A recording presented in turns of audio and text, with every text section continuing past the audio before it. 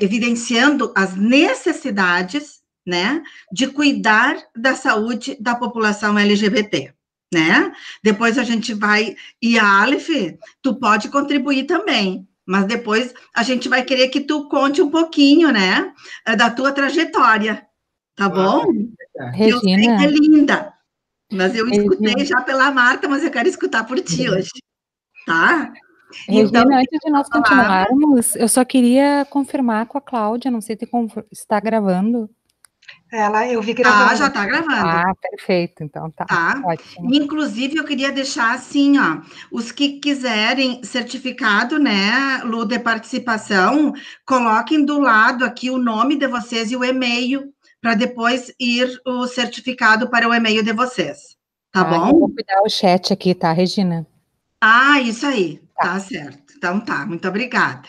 Então, contigo, Marta, tá bom? Tô bem feliz. Bom, primeiro eu queria agradecer, né, o convite da Regina, do Joel, do pessoal da BEM, e dizer que é um orgulho hoje, assim, um orgulho dobrado hoje ser enfermeira e estar participando de uma live promovida pela Associação Brasileira de Enfermagem, de um tema que ainda é muito invisibilizado na nossa profissão, né?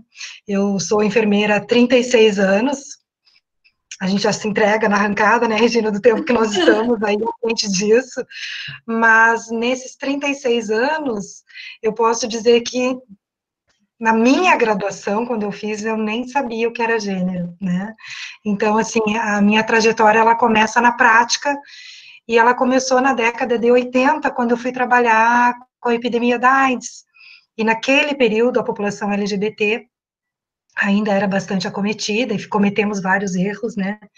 Inclusive, a epidemia da AIDS começa com um grande erro de dizer que era a peste gay, e aí gerou uma série de preconceitos, e isso me tocou muito. E como a Regina me conhece, o Aleph também, né, já um pouco, as pessoas que me conhecem sabem que eu não suporto injustiça, aquilo me bate assim e eu não consigo ficar quieta. E a partir disso, então, eu comecei a trabalhar ao lado da epidemia que envolvia o preconceito, me envolvi muito com a população LGBT, naquela época chamada DGLS, que era gays, lésbicas e simpatizantes, a sigla vai mudando, não vai dar para contar toda essa história, porque o nosso tempo aqui é curto, mas, resumidamente, hoje a gente fala LGBTIA+, né? Porque aí já entrou lésbicas, gays, bissexuais, transexuais, intersexos, assexuais. Então, entrou uma gama de pessoas e tem muito mais, né? Na verdade, uma sopa de letrinhas, como diz o livro da Regina Facchini, que a gente tanto estuda. Mas, enfim, essa trajetória, ela durou todo o tempo que eu trabalhei com epidemia, e no ano de 2006, eu fui ser colega da Regina, né? Entrei para a Universidade Franciscana e pensei, bom, agora todo o meu trabalho, que eu tinha paixão, acabou. Pensei, vou trabalhar com... Eu iniciei na UFN trabalhando com a disciplina de gerontologia e algumas questões ligadas à saúde coletiva, e naquele momento, casualmente, nada, eu acho que é por acaso mesmo, né, tem alguma coisa que nos conduz, estava envolvendo bastante os idosos, então isso não saiu de mim, e aí entraram os idosos também LGBT. Portanto, eu continuei nessa caminhada. Mais um pouco à frente, eu fui para o doutorado na Universidade Federal de São Paulo, onde eu fui pesquisar o itinerário terapêutico de travestis de Santa Maria. E aí é o momento que tu percebe a importância da pesquisa, da ciência, das evidências, né, que a gente tanto fala na nossa profissão. Eu fiquei longos anos trabalhando na prática, no projeto, conversando com as travestis, com os transexuais, com a população LGBT mais profundamente, mas eu não cheguei a pegar num caderno de etnografia, que foi o que eu fiz no doutorado, e analisar muito esses dados. A gente trabalhava muito correndo atrás do dinheiro do projeto, do material informativo, de criar material, de fazer capacitações para o pessoal atender sem preconceito, mas no momento que eu peguei a caneta e fui fazer a pesquisa para buscar, a minha pesquisa era o principal objetivo, era exatamente ver como que essas pessoas cuidavam da saúde. E eu já sabia, pela minha trajetória, que elas desviavam serviços de saúde. E, infelizmente, gente, eu vou ter que dizer que essas pessoas desviam pelo preconceito que elas enfrentam nos serviços, né, que não são poucos. A falta de respeito ao nome social, não saber lidar com a questão hormonal, com o silicone industrial, com as demandas todas de uma população que é invisibilizada até hoje, né. E aí, foi aí que a minha pesquisa muda o rumo. Então, ao invés de eu ir para os serviços de saúde, que inicialmente era a ideia, ir numa unidade básica de saúde, num ambulatório, ver como é que a travesti, né, foi muito específico das travestis, meu doutorado, como é que a travesti era cuidada nesses lugares, e elas simplesmente não iam nesses lugares. Eu fiquei um mês inteiro indo todos os dias nas unidades e não aparecia nenhuma. Como eu tinha muito contato com as travestis, eu perguntei, gurias, onde vocês... E vocês podem notar que eu estou falando gurias, as travestis, né? Então, a gente já tem que ir o tempo todo já trabalhando as questões de gênero, nunca dizer o travesti, né? Muito menos esses nomes que trazem embutido uma série de preconceitos, como traveco, viado, e a gente ainda ouve isso no serviço de saúde, não na frente desse usuário, mas lá na sala do cafezinho. Isso mesmo. Então, isso, gente, é muito feio, né? Nós estamos no século XXI, 2020, nós somos os profissionais do acolhimento, do cuidado, então não cabe essa enfermagem mais, né? Então, nesse momento, eu descubro que as gurias vão se cuidar nas casas de religiões afro, e foi um outro aprendizado, outros preconceitos que eu tive que descobrir e desconstruir no caminho. Então, assim, a gente publicou muitos artigos. Hoje, eu tenho a alegria de dizer hoje, acabei de receber um e-mail do Caderno de Saúde Pública, vai sair mais um artigo nosso, que eu fico feliz porque o artigo vai ser publicado e muito triste pelo tema que ele aborda. Difícil até eu não me emocionar nesse momento, porque é um artigo que relata a morte de 5 travestis. Foram assassinadas em Santa Maria num período de 1 mês e meio, no final do ano passado. Então, esse artigo conta essa história e depois, quando ele for publicado, certamente a gente vai passar o link para vocês. São histórias que a gente vê, que a gente sente, e como as gurias dizem, né, Marta, tu é quase uma travesti. Eu digo, não, eu sou uma travesti que nasceu operada, né, que eu acho que é isso, eu acho que eu vejo muitas enfermeiras trabalhando no centro obstétricos, apaixonadas, né, na gerontologia, na cardiologia, e eu acho que a enfermagem, ela passa por essa questão da paixão.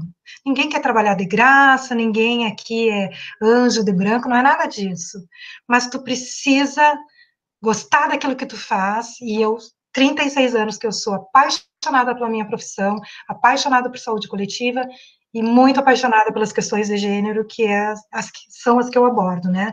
Eu acho que, assim, eu vou passar um pouquinho a bola para o Aleph, porque o Aleph, ele participa de um grupo que nós temos dentro da Universidade Franciscana, nós nos reunimos, agora não, né, Aleph, por causa da pandemia, mas nós temos reuniões mensais, hoje já participam 34 homens trans nesse grupo, e o Aleph vai contar um pouquinho dessa história, um pouquinho dele, um pouquinho dessa história, para vocês entenderem como é importante essa escuta e esse acolhimento que a gente tanto fala na teoria, e que ele precisa realmente escutar, ser entendido e compreendido e vivido na prática. Então, Aleph, contigo, te apresento agora, que depois eu sigo. Marta, Oi. Marta, deixa eu te dizer, eu quero que tu fale depois do ambulatório que foi criado aqui, tá? Que eu acho que é pioneiro, né, quase. Tá bom. Vai lá, Aleph. Então, como já me apresentaram, eu sou Aleph. Pelo meu nome um pouquinho diferente, você já deve imaginar que eu sou descendente de árabe. Então, começa aí a minha grande dificuldade como um homem trans. É ter uma descendência de uma cultura totalmente diferente que não aceita nem a homossexualidade, nem a transexualidade. Que até algum tempo atrás era ainda tratada com pena de morte, digamos assim. Eu tenho hoje 27 anos e eu vivi mais ou menos 23 anos da minha vida como mulher, não me reconhecendo, não me olhando no espelho e não gostando do que eu enxergava no espelho. Eu não me amava, eu não tinha autoestima, eu não era feliz. Eu tentava ir em festa, sair, beber, sei lá, para inventar uma felicidade, digamos assim, que eu não sentia dentro de mim. Porque eu olhava os outros caras e eu queria ser como eles, eu queria ser um homem, e eu não sabia, não fazia ideia que existia um tratamento hormonal. E durante, assim, a minha vida que eu comecei a pesquisar na internet, que eu comecei a ter esse contato com o tratamento hormonal. Porque até então, eu venho de uma cidade muito pequena, de 10 mil habitantes. Então, uma cidade pequena, uma família tradicional, árabe, eu mesmo tinha preconceito. Eu era preconceituoso e eu hoje assumo isso e graças a muito estudo que eu superei isso e vi o quão a falta de conhecimento faz a gente agir de uma maneira muito errada. Quando eu vim para Santa Maria, que foi quando eu comecei a viver mais no meio LGBT, a me aceitar melhor, e foi quando eu descobri que da possibilidade de fazer um tratamento hormonal para me transformar externamente no que eu sabia que eu era internamente, que era um homem. Aleph, só um minutinho. Tu consegue aumentar o teu volume ou chegar mais perto? Tem algumas pessoas que... Para mim tá ótimo. Tem alguém ali falando que está com dificuldade. Aí. Tá me vendo melhor? Para mim tá ótimo. Quando eu comecei essa busca por profissionais que pudessem me atender, porque eu tenho hipertensão, então eu imaginei que isso poderia ser um empecilho para o meu tratamento hormonal. E eu tenho plano de saúde, eu não precisei ir através do serviço público. Mas nem por isso foi muita facilidade para mim, porque mesmo no serviço privado, eu tive muita dificuldade para achar um profissional, porque eu precisava de uma equipe multidisciplinar. Eu precisava de psicólogo, psiquiatra, endocrinologista, ginecologista, e eu tive muita dificuldade para encontrar um endocrinologista que me tratasse bem e que soubesse aplicar o tratamento hormonal. Então, o que aconteceu foi basicamente, o pessoal pode achar engraçado isso, mas eu peguei a listagem da Unimed de endocrinologistas e fui eliminando por nome. Eu fui, que nome aqui que eu acho que vai ser uma pessoa que, de repente, mais jovem, que entenda um pouco do tratamento, que não seja tão cabeça fechada. Porque há 4 anos atrás, em Santa Maria, não existiam, porém, não assumidamente homens trans. Então, eu conhecia tinha uma referência em Santa Maria, que é um amigo meu que já foi embora. Um mês depois que eu conheci ele foi embora. Então, eu não sabia quem buscar, por onde ir, eu não sabia nem por onde começar. Então, fiz essa busca pela Unimed, que era o plano de saúde que eu tinha, e quando eu cheguei no endocrinologista, eu tive uma decepção muito grande, porque eu fui muito maltratado por ele. Quando eu falei que eu tinha intenção de fazer o tratamento hormonal, ele já puxou o nome do Tammy Gretchen, ele já mudou totalmente a forma como ele falou comigo, que eu quase saí chorando de lá. Eu só não saí chorando, literalmente, porque eu fiquei com vergonha de chorar ali e expressar o que eu estava sentindo naquele momento, porque eu fui muito maltratado por ele. As palavras que ele usou comigo foram muito fortes, assim, e ele me pediu alguns exames, eu saí dali e pensei, acabou o tratamento, acabou, nunca mais vou fazer isso e chega. E nisso, claro, a depressão que a gente sente, aquela tristeza, o chorar todo dia em casa, o querer morrer. Eu tive várias tentativas de suicídio, mal sucedidas, que hoje, claro, com a cabeça que eu tenho hoje, jamais tentaria de novo, mas só eu sei o que eu sentia naquela época e o quanto eu preferia morrer do que viver num mundo em que eu não fosse ser bem tratado e que eu não me reconheceria olhando no espelho. Então eu cheguei até uma endócrino através do Facebook, que me acolheu, me atendeu muito bem. Na primeira consulta ela me solicitou o laudo de psicologia do psicólogo, né, para eu começar o tratamento. Porém, tanto a endocrinologista quanto a psicóloga não tinham uma bagagem de homens trans atendidos, de pessoas trans em si atendidas. Então eu tive que dar uma aula, eu ensinar elas a como elas fazer o tratamento comigo, através dos conhecimentos que eu adquiri na internet. Então, conversei com pessoas dos Estados Unidos, de outros estados do Rio Grande do Sul, do Brasil, desculpa, e fui anotando tudo que eu podia sobre tratamento, tudo que eu poderia passar para ela me prescrever, porque eu disse, ou vocês me auxiliam nesse tratamento, ou eu vou fazer por conta. Na internet, hoje em dia, tem muita venda de medicamento ilegal, que não é legal a gente fazer isso, comprar e se auto-hormonizar, mas tem muita gente que, por medo de ir atrás do sistema de saúde, faz isso. Porque eu tive uma facilidade de ter o plano privado, mas quem não tem, vai no SUS, vai no posto, vai em diversos médicos, não respeita o nome social. A pessoa tá vendo que ali na frente a pessoa está se tratando no gênero masculino, mas o secretário, o atendente lá não te trata. Ou às vezes tu apresenta a carteirinha ali com um nome e tu se intitula como outro, daí o pessoal acha que tá com um documento falso. Acontece de tudo isso. E aí o pessoal foge do tratamento com acompanhamento e faz tratamento por conta. E aí começam os diversos problemas de saúde que desencadeiam num tratamento mal sucedido, né? Ginecologista, então, o pessoal passa longe, porque não se sente confortável em chegar uma figura masculina para um atendimento ginecológico, não sabe nem como falar, o que falar. O profissional também não trata no gênero masculino, e daí os guris não querem ir. Aqui em Santa Maria, a gente inaugurou, um pouco antes da pandemia, o ambulatório trans, pelo SUS. Só que a gente não conseguiu, até hoje, um endocrinologista para fazer o atendimento. Então, quem estava prescrevendo tratamento hormonal para os homens trans era um urologista. Não é muito legal, porque um urologista ele não tem o conhecimento necessário sobre um corpo feminino em transição para o masculino. Então, o ideal seria um endocrinologista, mas era o que a gente tinha. Então, a gente tinha que era uma psicóloga, fonoaudióloga, ginecologista, clínico geral e urologista. E esse urologista, que era o que poderia prescrever o tratamento, eu acabei de ficar sabendo hoje que ele pediu para sair do ambulatório.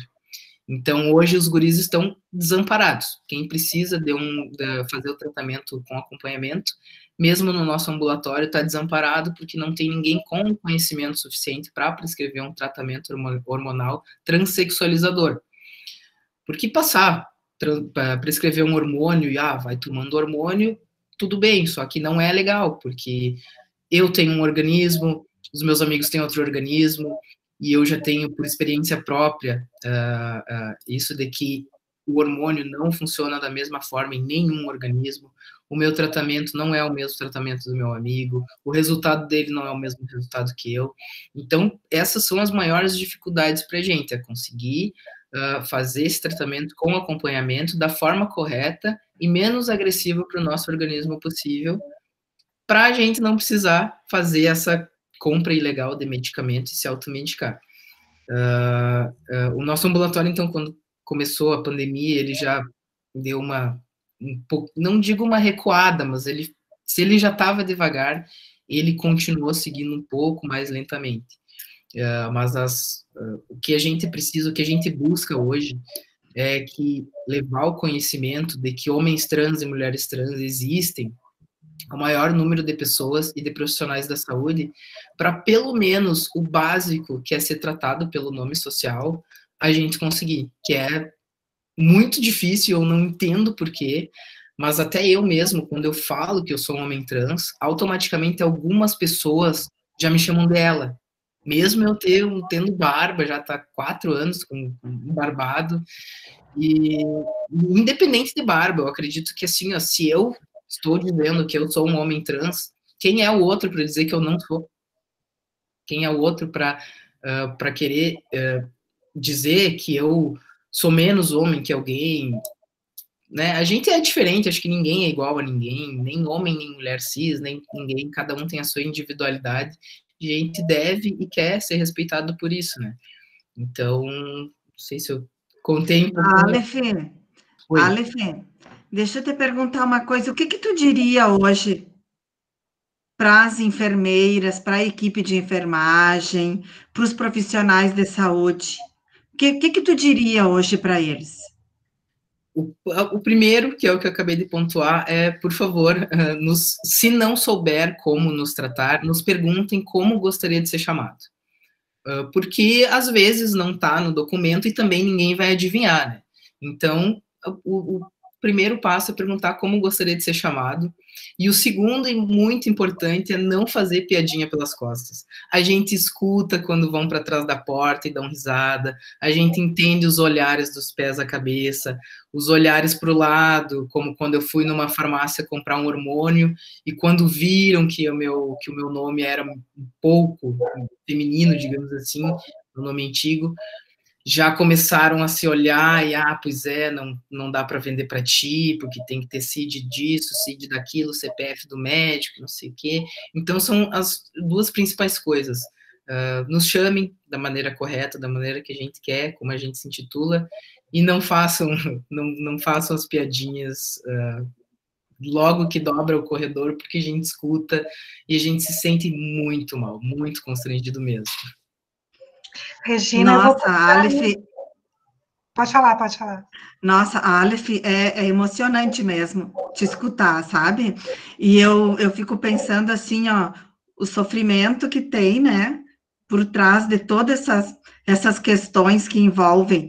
E eu vou te fazer mais uma pergunta, que talvez até seja curiosidade de outros aqui. Tu conseguiu mudar o teu nome ou não? Eu, por questões da minha família não me aceitar, e eu tenho o meu pai, árabe mesmo, né? Ele já é mais velho, ele tem problema de saúde, ele é de uma cultura muito diferente, então quando eu me assumi na época homossexual, ele não me aceitou. Então, imagina se ele fosse me aceitar como trans. Então, eu evito bater de frente nisso com ele, porque a gente mora em cidades diferentes e tal, ele ainda paga o meu plano de saúde. Então, para não fazer essa afronta com eles, eu nunca fui atrás da mudança na certidão de nascimento. Ah, tá. Porém, já fazem 3 anos que eu tenho a carteira de identidade social. Deixa eu ver Era isso que eu queria saber, isso aí. Tá ótimo. Eu tenho a carteira de identidade social, que ela é semelhante à identidade normal, só que ela vem com um nome social. Não vem o meu nome antigo, somente o meu nome social, meu RG, que continua o mesmo. Sim. Mas no CPF eu ainda tenho meu nome de registro. Eu ainda não mudei. Mas tá. Hoje é mais fácil do que antigamente fazer essa mudança. Não precisa ter cirurgia, é só ir lá no cartório, da mesma forma que a gente faz a certidão de nascimento normal, explica lá e faz a nova com o nome social. Até então, até início do ano, quando conversava mais assim com os guris sobre essa questão, estava mais fácil. Não sei se deu se deu algum passo para trás ou não essa questão. Mas eu, por exemplo, no cartório, quando eu preciso assinar alguma coisa, eu já consegui registrar minha assinatura social. Isso, tá. É tudo hoje um pouquinho mais fácil. Nossa, que bênção isso. Então tá. Eu vou puxar ali um pouquinho, já que o Aleph começou já a falar do ambulatório trans, que eu acho que é a curiosidade de muitos, né? Acho que todos devem estar se perguntando ali, será que tem enfermeira lá? O ambulatório trans, deixa eu contar um pouquinho da história, porque que ele surgiu, né? Ele surgiu muito através da pressão do nosso grupo, né, Aleph, do grupo de homens trans ali da UFN. E esse grupo de homens trans da UFN, ele nasce do nosso trabalho nas escolas, né, Regina? Isso. E aí um dos guris que estava lá nessa escola começou a contar vários problemas, nós chamamos para dentro da universidade, e um foi puxando o outro. E aí sempre nas nossas rodas de conversa tinha isso. Mas que endócrino, mas que, né, quem é que vai me atender? Então tem que ter um ambulatório. E aí começou toda uma negociação com a Secretaria de Saúde, mas aí, gente, a gente não pode ser tão inocente de entender assim, abriu o ambulatório, está tudo resolvido.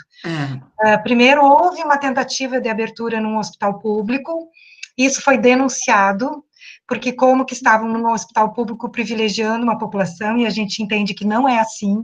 O ideal seria bom em qualquer lugar que as pessoas fossem, seria atendimento integral, universalizado, só que não é essa a realidade. As pessoas que têm diversidade de gênero, elas são invisibilizadas e ninguém conhece seus problemas. Estou falando ninguém, nós, profissionais de saúde. Então, não foi aberto nesse hospital, a gente fez uma pressão na Secretaria de Saúde, abriram, mas abriram assim, olha, tem uma peça. Quem é que pintou? As salas, tudo foi o próprio pessoal do grupo trans. Foram para lá varrer, limpar, lavar, pintar, numa expectativa enorme.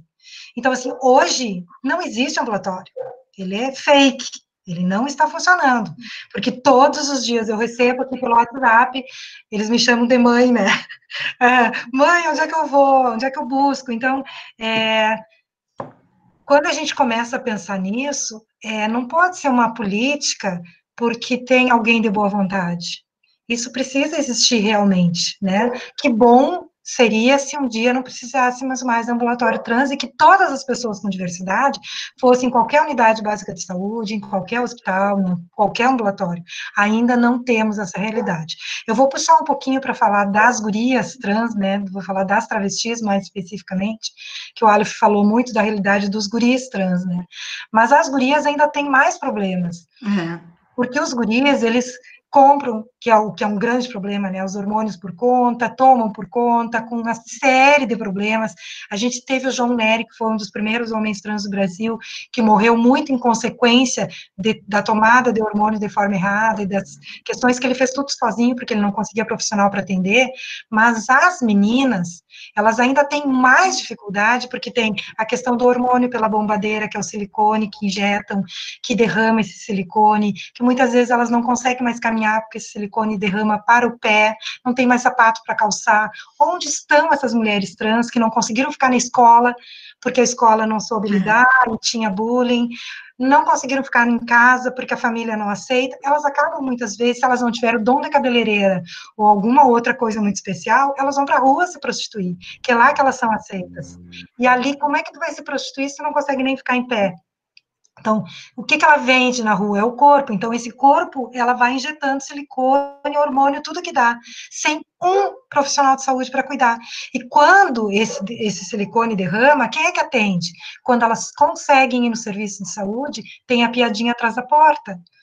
Entende? Então, é uma sequência de violências que não é só a violência na rua, não é só a violência em casa, não é só a violência na escola, é uma violência no serviço de saúde que a gente impõe.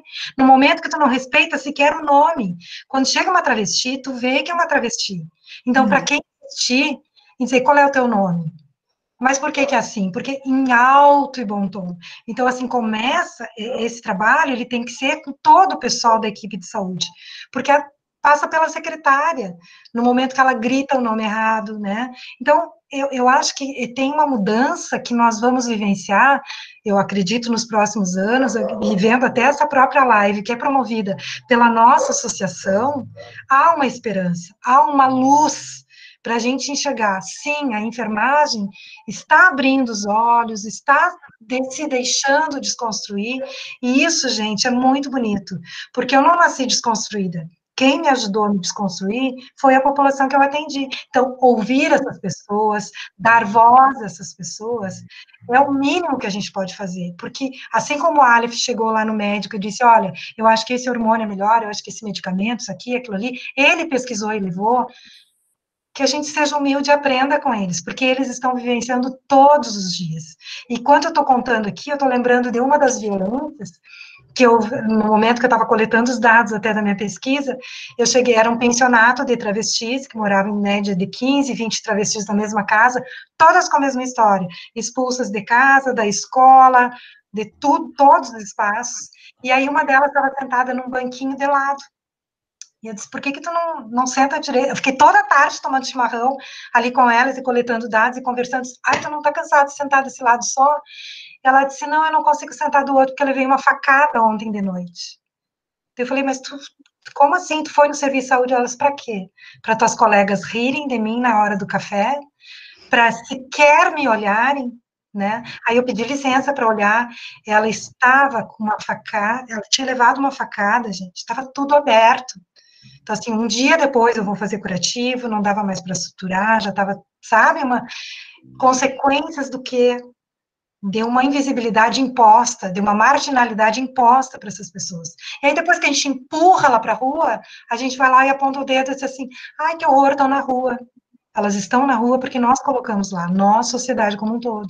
Então, isso a enfermagem pode crescer. Se a gente tem tanto orgulho de dizer que a profissão do cuidado, esse cuidado realmente precisa existir. Tem vários homens trans me mandando aqui mensagem que estão tentando entrar na live, porque eles querem falar exatamente isso do ambulatório. Hoje de manhã eu estava com várias pessoas trans na Câmara de Vereadores de Santa Maria. Sabe por quê?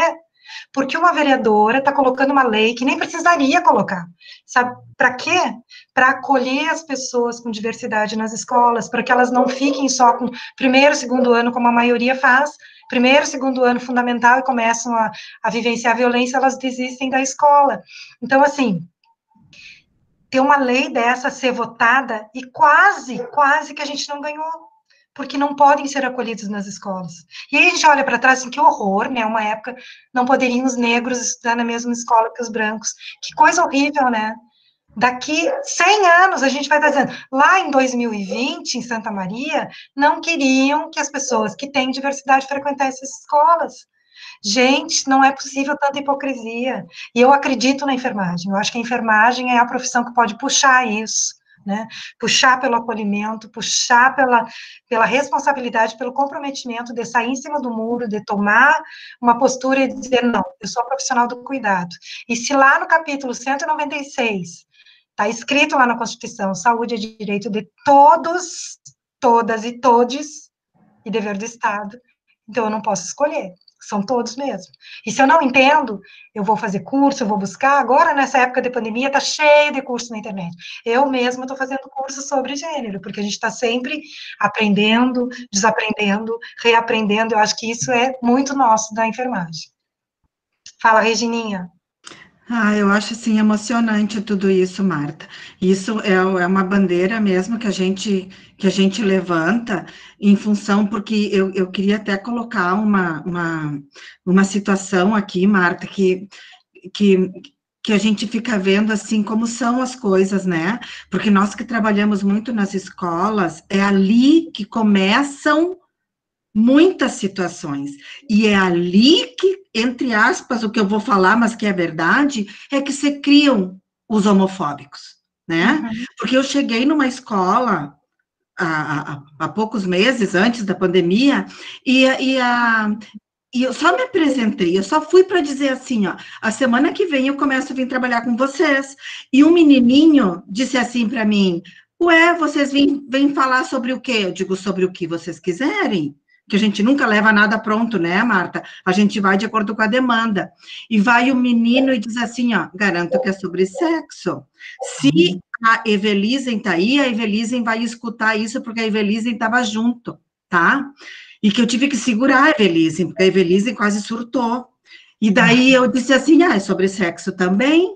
E daí vai um menino e diz assim, ó, vocês vão falar sobre os lesados? E eu É ali disse, que começa o bullying, né? exatamente, eu digo assim, como assim os lesados? Esses que nascem com defeito. E eu disse assim, antes de falar do defeito desses, vamos falar um pouquinho dos teus? Eu disse para ele, né? E eu perguntei, que idade tu tem? Eu digo, 12 anos. Eu disse, do que é esses defeitos que tu tá falando? E ele vai e diz assim, ué, a senhora acha certo dois homens de mão? Ou duas mulheres de mão? E eu disse assim, tu tá falando contra o amor? Tu tá falando contra dois homens ou duas mulheres que se amam? O que tu prefere? Ver isso ou ver um casal hétero brigando? Eu disse, isso não é defeito, não. Então, muitas vezes, as pessoas não vão para esse lado da afetividade, entende? As pessoas não vão te ver, Deus, mas eu me sinto bem assim, né? Então, por quê? E daí depois eu fiquei pensando, né? E a Evelise estava junto comigo. A Evelise disse assim, professora, eu vou me pegar. Digo, não, deixa comigo, entendeu? Porque assim, ó, são situações, e daí a gente vê assim, ó, dali vem a homofobia, né, Marta? E se a Já vem de casa, né? Para ele ter manifestado isso na escola, em algum lugar. Se a gente não discute isso na escola, vocês acham que em casa o pai e a mãe vão discutir? É óbvio que não, porque já está trazendo de casa isso. Pode falar. Uma coisa importante que tu tinha falado lá no início, quase que eu esqueci de dizer, né? A semana passada foi lançado aqui no Brasil um documento da Organização Mundial de Saúde. Isso, fala sobre isso. E esse documento, ele nos subsidia muito, porque às vezes tu fica assim, se eu for para a escola, os pais vão achar que eu estou estimulando, e a professora não vai entender. Então, esse material, ele é um material com mais de 500 evidências científicas, é um material que foi lançado pela Organização Mundial de Saúde em 2015, e participaram da escrita desse documento expertises do mundo inteiro, não só da Europa, das Américas, de todos os continentes. só que ele não estava traduzido. Nós traduzimos, porque eu faço parte do GT de Gênero da Abrasco, Associação Brasileira de Saúde Coletiva. Eu fui convidada para fazer parte desse processo, junto com outros colegas, que também, enfermeiros, muitos deles, né? E aí, na tradução, gente, que tu vai olhando para aquilo e tu vai vendo assim, ó, que idade pode falar. Então, o documento é muito claro que não precisa esperar 18 anos para, né? Eu fico sempre me lembrando dessa menina, agora desse caso bem recente, que teve que abortar e que foi estuprada pelo tio e tal. Se essa menina tivesse encontrado com uma enfermeira, né, na escola, com um agente comunitário na casa dela, com a enfermeira ali da unidade, ela teria tido uma mão e não teria vivenciado tudo isso. A gente não teria escutado tudo. Quantas meninas no Brasil, 4 mulheres por hora sofrem um abuso sexual. E onde estamos nós que não estamos vendo isso? Será que a gente tem que ficar sempre agarrada num espéculo, num esteto, num termômetro, numa seringa? Né? Eu acho que uma ferramenta muito importante são os ouvidos, né? Esse olhar atento, porque às vezes ela vai no serviço de saúde, não, a dor de cabeça tem um fundamento, a dor de estômago tem outro. Então, assim, ó, é abrir esse nosso olhar, não ter medo de estudar gênero, porque falar em gênero não vai transformar as pessoas, que existe muito esse papo de ideologia de gênero. Não, é um termo fake, não existe ideologia. Ideologia é mais ou menos como se eu e a Regina fôssemos trabalhar na escola e eu fosse transformar as pessoas. Não, as pessoas... O Aleph não foi transformado no meio do caminho, ele nasceu homem trans. Ele só foi se transformando no momento que ele foi se enxergando assim. Isso acontece com as travestis, isso acontece com todas as diversidades. Ninguém foi lá e ensinou ele a ser homem trans.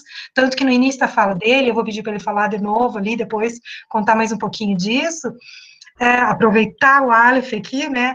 Mas eu acho que, assim, qual o processo por essa invisibilidade? O Aleph tentou várias vezes o suicídio. Eu queria que ele falasse sobre isso. Então, acho que tu fala um pouquinho, Aleph, quando tu reconheceu e o quanto esse caminho foi complicado também, para a gente, como profissional de saúde, tentar segurar na mão antes que tu sofra tudo isso, né? Então, desde que eu era criança, e criança mesmo, que eu tinha minha lembrança mais longa dos 3, 4 anos de idade, eu gostava da minha professora da creche. Entendeu? Eu olhava para as gurias e eu sentia atração por mulheres e não por homens. Só que eu não sabia o que era isso, eu ficava na minha cabeça, eu ficava pensando, quando eu tiver uns 15 anos, que eu já for mocinha, eu vou gostar dos caras, eu vou querer namorar um cara. Então, basicamente, minha infância inteira, eu brincava de carrinho, eu queria as arminhas, eu queria brincar com os guris na terra, jogar bolita. Eu só queria andar com os guris. E as pessoas ficavam me olhando, me chamavam de tudo quanto é coisa, de machinho, de machorra, desde criança. Eu queria andar com os guris. E chegou nos meus 15 anos, e pro meu desespero interno, eu ainda não tinha vontade de usar roupa feminina, eu ainda não tinha atração por homens, e aí eu comecei a, digamos que, entrar em desespero. Porque eu tinha 15 anos, as minhas amigas já namoravam, já tinham ficado com os caras, e eu não, porque eu não sentia atração, eu não queria, eu não tinha vontade. E eu não reconhecia quem eu enxergava no espelho. E aí eu fiquei pensando, por que eu vou viver assim? Eu não quero viver dessa forma. E esse não querer viver dessa forma foi até os meus 23 anos, até antes, quando eu comecei as minhas tentativas de suicídio, que a primeira foi lá nos 12 anos de idade.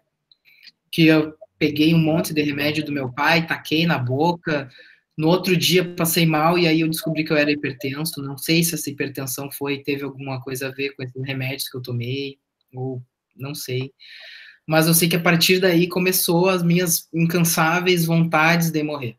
E aí aqui em Santa Maria, como eu morava sozinho, isso vai ser um pouco mais fácil, né? Só que ao mesmo tempo que a gente quer morrer, a gente quer viver de uma forma que a gente se reconheça. Então, era aquela tentativa, pensando, se eu morrer, eu volto em outra vida. Não sei nem explicar para vocês o que eu pensava. Só que eu não queria viver como mulher. Quando me chamavam, quando eu tinha que me titular, que era mulher, eu já não gostava.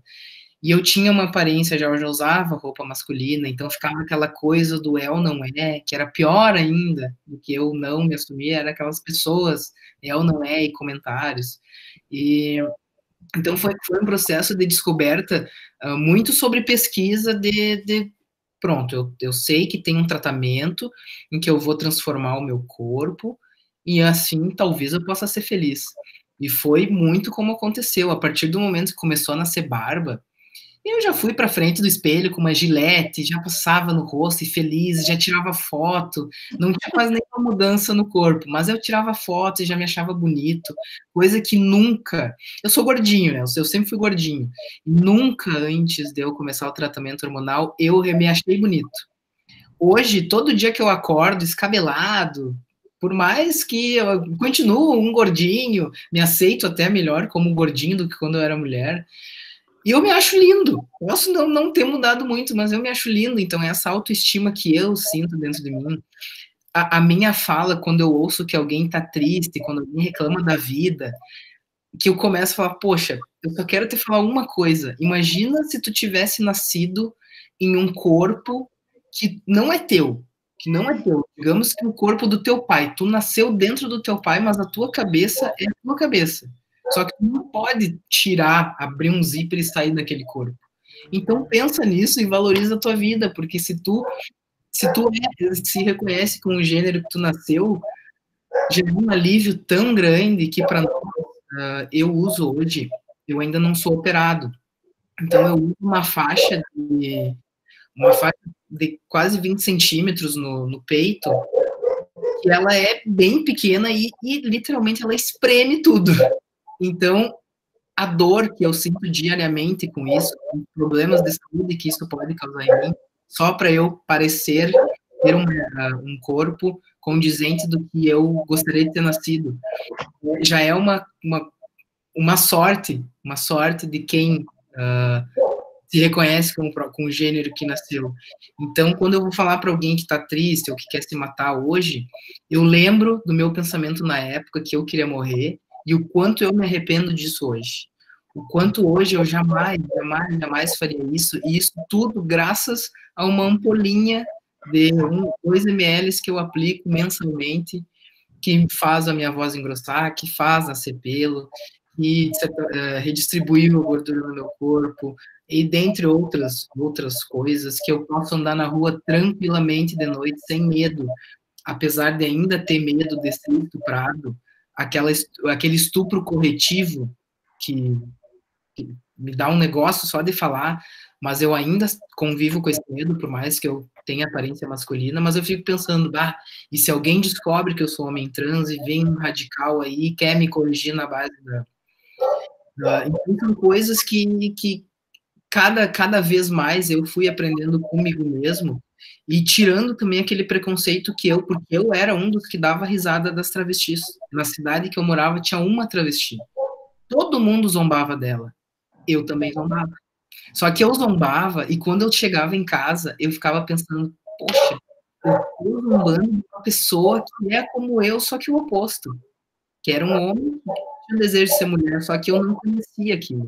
Não tinha conhecimento nenhum. Meus pais nunca falaram comigo sobre sexualidade, sobre nada. O que eu aprendi foi tudo em internet, uma cidade de 11 mil habitantes, onde o único homem trans da cidade era eu, só que na época eu não sabia que eu era um homem trans, né? Então, esse processo de descoberta, de redescobrir quem eu sou, quem é o Aleph, e o quanto eu posso e quero contribuir para que os próximos não precisem passar pelo que a gente passa. Porque eu hoje estou aqui botando a cara a tapa, digamos assim. Mas muitos dos outros 33 guris do grupo, eles não se sentem confortáveis. Eles não se sentem confortáveis em dizer que eles são trans. Mas eu quis, e tenho orgulho, e falo, e bato em cima, que eu sou, sim, um homem trans. Não quero passar por homem cis, quero que fique bem claro que eu sou um homem trans, que eu existo, e que os outros não sofram e não passem pelas dificuldades que eu passei para começar. Então, em 4 anos, essa evolução que parece que é muito grande, olhando por outro lado, ela ainda é muito devagar, porque ainda hoje eu preciso e ensinar as pessoas sobre o tratamento. Eu tive um problema de saúde no sangue por causa do hormônio. E o que os médicos querem fazer é parar o tratamento, só que eu não vou parar o tratamento. Então, ou faz o tratamento, ou eu peço que os profissionais estudem, desenvolvam pesquisas sobre o que o hormônio causa, porque hoje eu, sinceramente, não conheço nenhum trabalho científico sobre o tratamento hormonal para transexual. Eu peço que estudem muito isso para nos ajudar, porque eu estou com o meu tratamento suspenso, mas eu vou confessar para vocês que eu continuo me aplicando o hormônio, porque eu conversei com um médico daqui, outro médico de lá, e eu analiso os meus exames, vou vendo por referências ali, vou anotando o que eu sinto, o que eu não sinto, mas parar eu não quero parar. Então, simplesmente parar o tratamento de um paciente por não ter o conhecimento ou não ir atrás do conhecimento para continuar esse tratamento de forma segura, já é uma coisa que eu vejo que ainda está muito vagarosa para evoluir. Então, essas conversas com o pessoal da enfermagem, psicologia, psiquiatria, futuros médicos também, que eu acho importante, porque na academia, na universidade, a gente sempre, a Prof. Marta sabe, ela sempre manda trabalho para os alunos fazer. Então, alguém faça, estude os hormônios aí por nós, porque a gente não tem conhecimento e a gente vai se auto-aplicar, porque a gente precisa disso para o nosso hormônio da felicidade. Isso aí.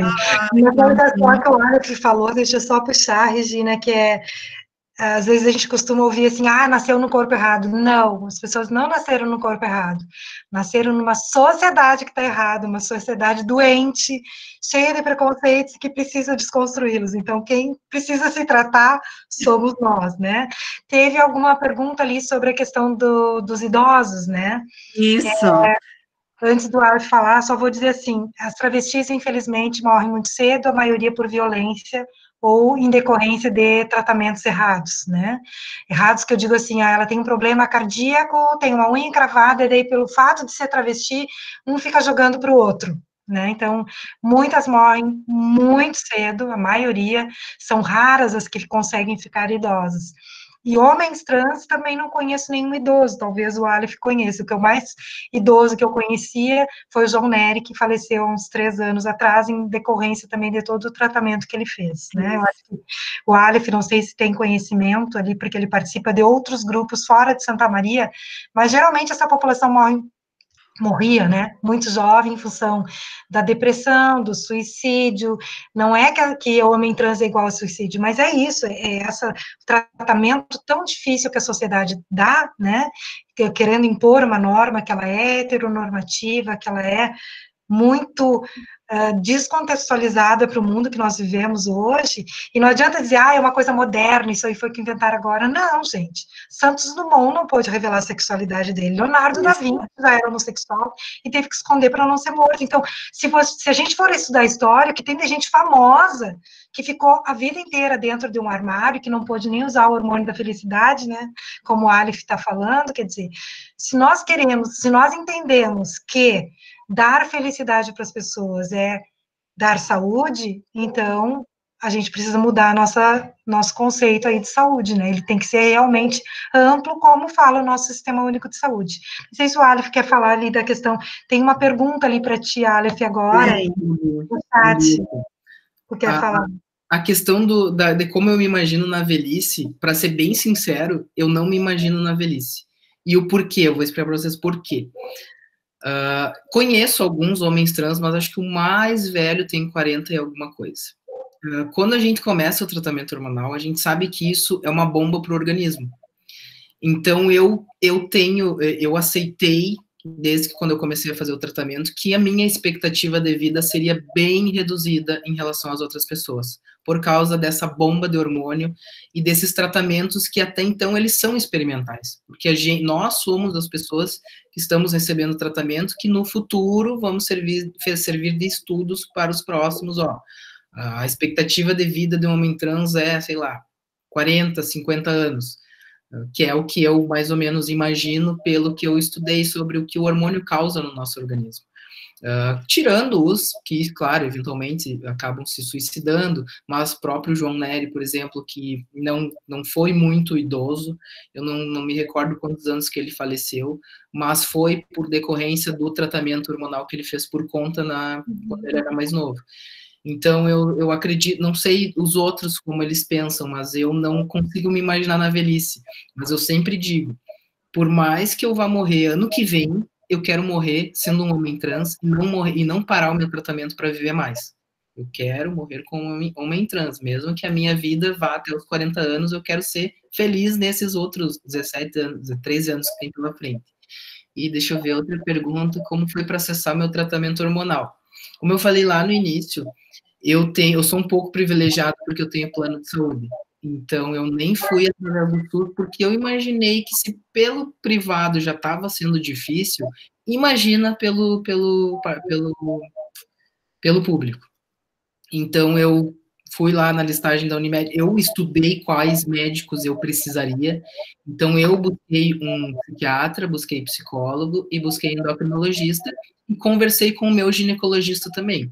Expliquei para ele a situação e que eu gostaria de fazer o tratamento e que eu não me sentia confortável, inclusive, nas consultas, mas que, eventualmente, eu iria, porque eu queria manter a saúde, já que eu estava injetando, né, uma bomba dentro do meu organismo, eu gostaria de fazer isso com saúde para eu prolongar ao máximo a minha vida, mesmo sendo hipertenso, mesmo tendo desenvolvido a policitemia, que é o aumento das hemácias. Isso, no sangue, que é uma coisa que, quando aumentou, quando eu já passei do limite ali Porque, assim, ó, no exame de sangue, eu pedi para ser avaliado como homem. Só que até então, eu pergunto para um, para outro, vou e tal. Será que eu tenho que ser avaliado pelos níveis feminino ou será que eu tenho que ser avaliado pelos níveis masculino? Porque o masculino é mais alto. E eu tô tomando hormônio masculino.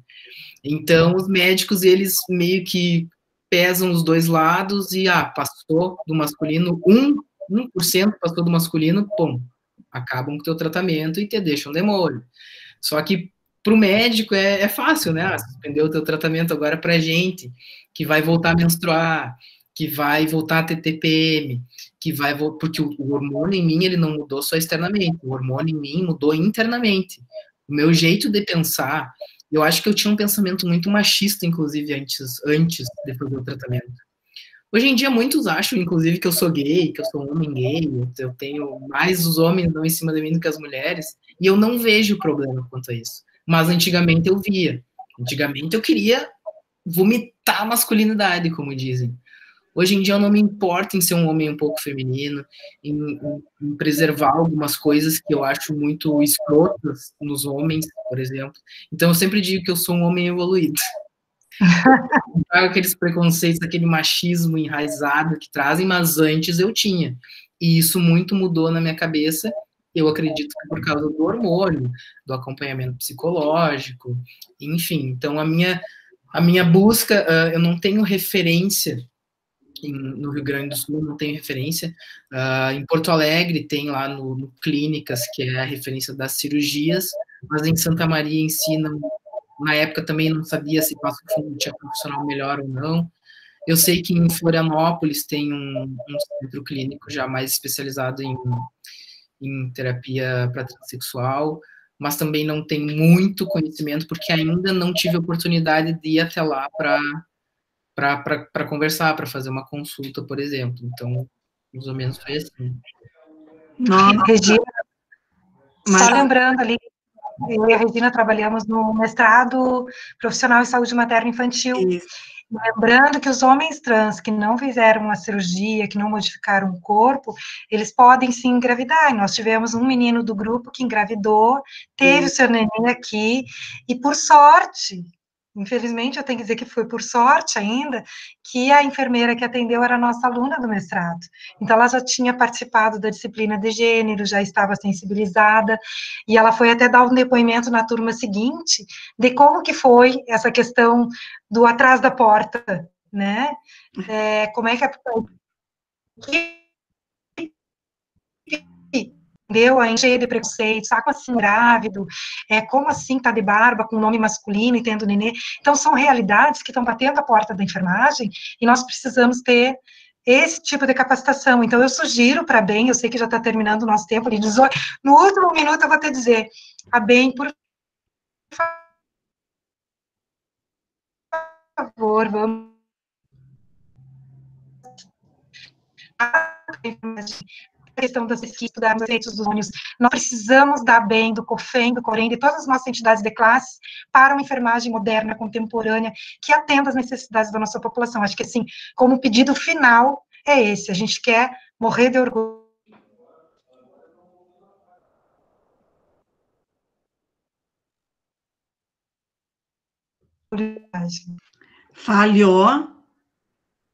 Falhou um pouco, Marta. Falhou a tua fala no final. Tá. Tá, então eu vou fazer de novo, vou repetir de novo. O pedido que eu faço, assim, né, que a gente pense nisso, a enfermagem precisa de capacitações, de eventos que abordem esse tema urgentemente. Esse é um tema urgente para a enfermagem. Queria agradecer de novo a participação, agradecer o Aleph, um grande companheiro que tem sido nessas lives, nesses debates, ele participa das aulas, então, assim, muito obrigada, Aleph, a gente sabe que isso mexe com os sentimentos das pessoas também, então, te agradecer a tua coragem, teu empenho, por desejar um mundo melhor, não só para ti, mas para todos e todes, né?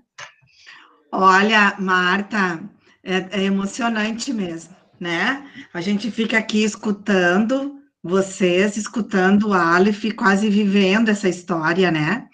Então, nós já encerrando, eu queria, assim, ó, agradecer imensamente, Aleph, tua participação, né? Eu já, sem, assim, te ouvir pessoalmente, quase pessoalmente, eu já era apaixonada por ti, agora, de tanto que eu escuto a Marta falar, agora sou mais apaixonada ainda, tá? Obrigado. Marta, muito obrigada pela tua participação. Eu quero saber se mais alguém tem alguma, ó, a Maquilane aí também, amada, se mais alguém tem alguma pergunta, né? A Luciane, a Miriam, a Cláudia, se alguém ali quer falar alguma coisa, senão nós já vamos se encaminhar para o fechamento do nosso... Eu gostaria de agradecer, porque é um tema realmente, como foi falado, é difícil, acho que a gente não aprende, né? A gente só vai aprender realmente ouvindo uma pessoa trans falando, então, para mim é o melhor aprendizado, né? Então, eu gostaria de agradecer imensamente o Aleph, a Marta, né, por trazer esse assunto que é bem relevante realmente para nós, da saúde principalmente, né? E que possamos falar mais vezes, né? Que esse assunto venha mais vezes. Eu acho que 1 hora foi pouco, a gente podia continuar falando por mais 1 hora tranquilamente, né? Muito obrigada. Tá bom. Mais alguém quer colocar alguma coisa? Ô, Regina, só para Fala, dizer para a Marta que a gente está com uma aluna aqui na live, a Marielle, que foi aluna de vocês. Marielle! A Marielle está fazendo residência comigo e ela quer fazer sobre este tema. Maravilhosa. dela, sobre o papel da... A gente não decidiu ainda se vai trabalhar com os agentes comunitários, se vai ser com os profissionais, justamente porque ela trouxe isso, né, para a sala de aula, dizendo que como essa invisibilidade que a Marta traz, que o Aleph traz, que a gente traz, né, e o despreparo dos profissionais. E aí eu falo pela atenção básica, que é porque é onde eu atuo mais com eles na residência, né, aqui da universidade. Então, só para te dizer que vocês plantaram uma semente que está brotando aqui em Canoas agora. Obrigada. Beijo, Marielle. Sucesso para ti sempre. Ai, a Terezinha. Olha, Terezinha Valduga, parabéns a Bem pelos mais variados temas escolhidos para desenvolver a sua live, temas relevantes, de muito debate e reflexões, como a sociedade necessita mudar. Parabéns, doutora Regina, doutora Marta, o Alif, Mustafa, querido, maravilhoso, pela coragem e simpatia contagiante, lindo, a tua determinação. A Terezinha, amada, beijo, Terezinha. Então, gente, nós já vamos para o final. Ah, ali tem outra, o curso da enfermagem aqui temos o acadêmico Joé, que fará o TCC sobre o tema também, que ótimo! Palmeira das Missões. Gente, muito obrigada mesmo pela participação de vocês, né? Muito aprendizado hoje aqui. Quer falar, Terezinha? Eu queria parabenizar você, né, como sempre, brilhante Regina, a Marta e o Aleph, que eu não conhecia e a gente conheceu, sem dúvida nenhuma, o quanto a gente vê que precisa conhecer mais, estudar mais, e aí vai as pesquisadoras, Regina e Marta. Tu vê a dificuldade dele ter orientação do próprio tratamento, da própria continuidade da hormonal, enfim, o quanto isso precisa ser muito pesquisado. Então, vai um recado, né? Acho que ele deixou o recado bastante importante para as pesquisadoras, né? Que realmente a angústia do fazer correto e a pesquisa para buscar essas respostas, precisamos dessas evidências científicas. Verdade. Importante ter colocado. Muito obrigada. Que ótimo. Muito obrigada mesmo, né? Então, mas alguém quer se manifestar, falar alguma coisa? Senão nós já vamos encerrar, né, Lu, Miriam, as gurias ali. Então, né, mais uma vez, muito obrigada para vocês, né? A semana que vem, às 18 horas, teremos outra live, né? Quase chegando ao dia 23 de completar os 70 anos da nossa amada, a Bem maravilhosa. Tá bom? Então, gente, um beijo, Aleph, um beijo, Marta. Muito obrigada. Até uma próxima oportunidade. Beijo.